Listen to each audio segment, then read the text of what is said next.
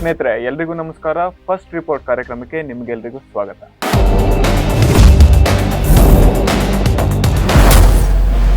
ಸ್ನೇಹಿತರೆ, ಹಣ ಅಂದ್ರೆ ಹೆಣ ಕೂಡ ಎದ್ದು ಬಾಯಿ ಬಿಡುತ್ತಂತೆ. ಈ ಗಾದೆ ಪತ್ರ ನೀವೆಲ್ಲ ಕೇಳೇ ಇರ್ತೀರ. ಈ ಹಣ ಅನ್ನೋ ಹುಚ್ಚು ಎಲ್ಲಿ ಮಟ್ಟಿಗೆ ಮನುಷ್ಯರ ತಲೆಯಲ್ಲಿ ಇರುತ್ತೋ ಅಲ್ಲಿವರೆಗೆ ಮನುಷ್ಯರೇ ಕಾಣಲ್ಲ. ಈ ಹಣ ಅನ್ನೋ ಪೇಪರ್ ಇದೆಯಲ್ಲ, ಅದು ತಿಪ್ಪೆ ಗುಂಡಿಲ್ ಬಿದ್ದಿದ್ರು ಕೂಡ ಅದನ್ನ ಎತ್ಕೊಂಡು ಒರೆಸಿ ಜೋಬಿಗೆ ಇಟ್ಕೊಬಿಡ್ತೀವಿ. ಹಣಕ್ಕಿರೋ ಬೆಲೆ ಈಗ ಮನುಷ್ಯತ್ವಕ್ಕಿಲ್ಲ.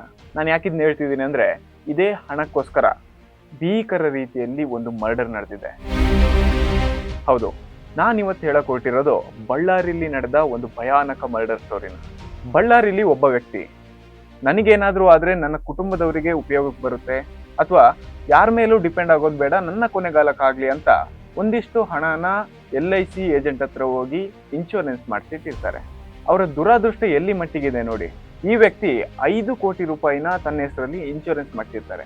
ಆದ್ರೆ ಈ ವಿಷಯ ಈ 5 ಜನರಿಗೆ ಗೊತ್ತಾಗುತ್ತೆ. ಆಮೇಲೆ ನಡೆದಿದ್ದೆ ಒಂದು ಖತರ್ನಾಕ್ ಸ್ಟೋರಿ. ಆ 5 ಜನ ಸೇರ್ಕೊಂಡು ಈ ಇನ್ಶೂರೆನ್ಸ್ ಕಟ್ಟಿದ ವ್ಯಕ್ತಿನ ಕೊಲೆ ಮಾಡೋದಕ್ಕೆ ರೆಡಿ ಆಗ್ತಾರೆ. ಯಾಕೆ ಹೇಳ್ತೀನಿ ಬನ್ನಿ. ಈ ವ್ಯಕ್ತಿಯನ್ನ ಕೊಲೆ ಮಾಡೋದಕ್ಕೆ ಅಂತ ಒಂದು ಪ್ಲಾನ್ ರೆಡಿ ಆಗುತ್ತೆ. ಆ ಪ್ಲಾನ್ನ ಪ್ರಕಾರ ಒಂದು ಬಾಡಿಗೆ ಹೆಂಡತಿ ಕೂಡ ರೆಡಿ ಮಾಡ್ತಾರೆ.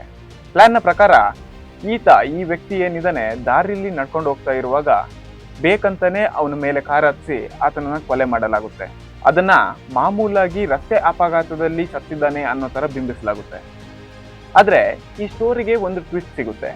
ಯಾವಾಗ ಪೊಲೀಸರಿಗೆ ಸ್ಪಾಟಿಗೆ ಹೋದಾಗ ಗೊತ್ತಾಗುತ್ತೆ, ಅಲ್ಲೊಂದು ಬೈಕ್ ಬಿದ್ದಿರುತ್ತೆ. ಹೇಗೆ ಕೊಲೆ ಮಾಡಿದ್ದಾರೆ ಅಂತ ಬಿಂಬಿಸಲಾಗಿರುತ್ತೆ ಅಂದ್ರೆ, ಬೈಕಲ್ಲಿ ಹೋಗುವಾಗ ಆಕ್ಸಿಡೆಂಟ್ ಆಗಿ ನಾರ್ಮಲ್ ಆಗಿ ಸತ್ತಿದ್ದಾನೆ ಅನ್ನೋ ರೀತಿಯಲ್ಲಿ ಅಲ್ಲಿನ ಚಿತ್ರಣ ಕಾಣ್ತಾ ಇರುತ್ತೆ. ಪೊಲೀಸರಿಗೆ ಏನೋ ಒಂಥರ ಅನುಮಾನ ಬರುತ್ತೆ. ಹಾಗಾಗಿ ಇನ್ವೆಸ್ಟಿಗೇಷನ್ ಶುರು ಮಾಡ್ತಾರೆ. ಮೊದಲಿಗೆ ಆ ಮೃತ ವ್ಯಕ್ತಿಯ ನಿಜವಾದ ಹೆಂಡತಿಯನ್ನ ಇನ್ವೆಸ್ಟಿಗೇಷನ್ ಮಾಡಿದಾಗ ಈ ಕೇಸ್ಗೆ ಒಂದು ಹೊಸ ಟ್ವಿಸ್ಟ್ ಕಂಡು ಬರುತ್ತೆ. ಕಳೆದ ತಿಂಗಳು ಅಂದ್ರೆ ಸೆಪ್ಟೆಂಬರ್ 28ನೇ ತಾರೀಕು ಸಂಜೆ ಹೊತ್ತು ಸುಮಾರು 6 ಗಂಟೆ ಆಗಿರ್ಬೋದು, ಸಂಡೂರು ರಸ್ತೆ ಹತ್ರ HLC ಕೆನಾಲ್ ಹತ್ರ ಒಂದು ಅಪಘಾತ ಸಂಭವಿಸುತ್ತೆ. ಆ ಘಟನೆಯಲ್ಲಿ ಕೌಲುಪೇಟೆ ನಿವಾಸಿಯಾಗಿದ್ದ ಗಂಗಾಧರ್ K ಅನ್ನೋರು ಮೃತಪಟ್ಟಿರ್ತಾರೆ.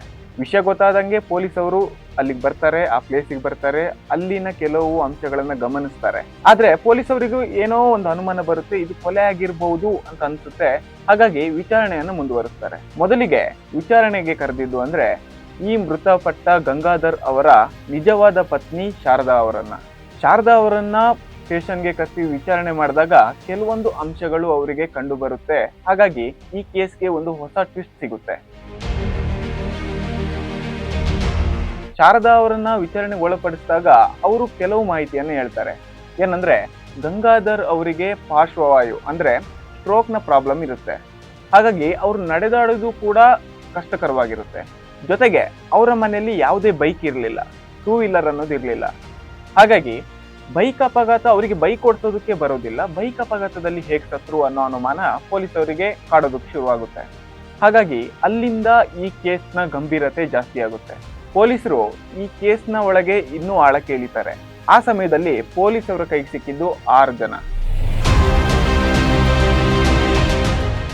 ಅವ್ರ ಹೆಸರು ಕೃಷ್ಣಪ್ಪ, ಗೋಸಂಗಿ, ಅಜಯ್, ರಿಯಾಜ್, ಯೋಗಿರಾಜ್ ಸಿಂಗ್ ಹಾಗೆ ಹುಲಿಗೆಮ್ಮ ಅಂತ. ಅವರನ್ನ ಬಂಧಿಸಿ ಅವರನ್ನ ವಿಚಾರಣೆಗೆ ಒಳಪಡಿಸಿದಾಗ ಗೊತ್ತಾಗುತ್ತೆ, ಈ 6 ಜನ ಗಂಗಾಧರ್ ಅವರ 5 ಕೋಟಿ 25 ಲಕ್ಷ ಇನ್ಶೂರೆನ್ಸ್ ಮಾಡ್ತಿದ್ರಲ್ಲ, ಆ ಇನ್ಶೂರೆನ್ಸ್ ನ ಮಾಡಿಸಿದ ಗ್ಯಾಂಗ್ ಇವರೇ ಅಂತ. ಅವರ ಆ ಇನ್ಶೂರೆನ್ಸ್ ಹಣವನ್ನ ತಮ್ಮ ಪಾಲಿಗೆ ಮಾಡ್ಕೋಬೇಕು ಅನ್ನೋ ದುರುದ್ದೇಶದಿಂದ ನಾಮಿನಿ ಹಣ ಪಡೆಯೋದಕ್ಕೆ ಅಂತ ರಿಜಿಸ್ಟರ್ ಮ್ಯಾರೇಜ್ ಮಾಡ್ಕೊಂಡಿದ್ದಾರೆ ಅಂತ ಒಂದು ನಕಲಿ ದಾಖಲೆಯನ್ನ ಕೂಡ ಸೃಷ್ಟಿ ಮಾಡಿರ್ತಾರೆ. ಅದಾದ ಮೇಲೆ ನಾಮಿನಿ ನೆಪದಲ್ಲಿ ದುಡ್ಡನ್ನ ಲಪಾಯಿಸೋದಕ್ಕೆ ಇವರು ಪ್ಲಾನ್ ಆಗಿರುತ್ತೆ.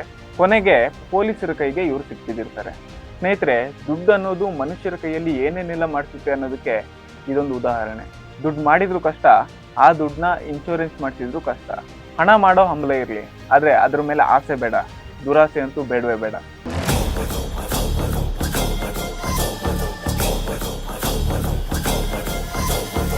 ಇಂಥದ್ದೇ